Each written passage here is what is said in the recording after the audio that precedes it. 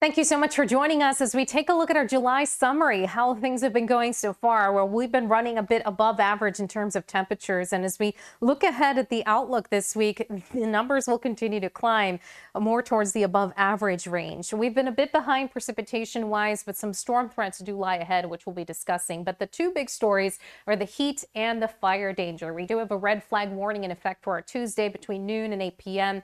We've got those gusty southwest winds with gusts up to 35 miles per hour, working in combination with low humidity at about 10% or so in some cases. So we'll be monitoring that fire danger. We've got some afternoon storm threats ahead for this week, but morning sunshine is going to be quite prevalent. Overnight, I'm not thinking much in the way of rain and thunder at this point here in Casper and for most communities as conditions do stabilize, and we've got plenty of clear skies and lots of sunshine for the morning.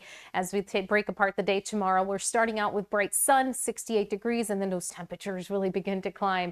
And we've got yet again more 90-degree heat here in Casper as we'll be running above the average. We'll be hitting around 93 degrees, nowhere near the record of 103 though, set back in 2005, but hot nonetheless.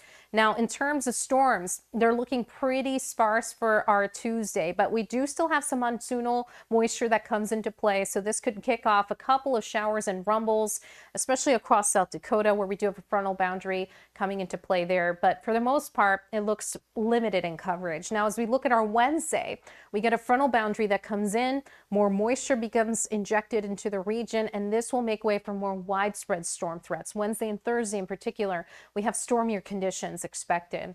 But at least through then, we do have mainly dry conditions and starting to see that rain potential building again later in the week as we go forward with that boundary moving in. Tonight, we can bank on mostly clear skies, 64 degrees, limited storm threats into the evening, but a lot of this will be dying down overnight as we're looking quiet and mild. Now, tomorrow, the heat is on. We've got high temperatures reaching 93 degrees here in Casper, hot and breezy. Gusts could be reaching even 30 and 35 miles per hour for some of our communities. As we take a look at our forecast highs throughout the region, 90s will be commonplace. And take a look at even Torrington into Nebraska. We're really tracking upper 90s as we go forward. Douglas at up to 93.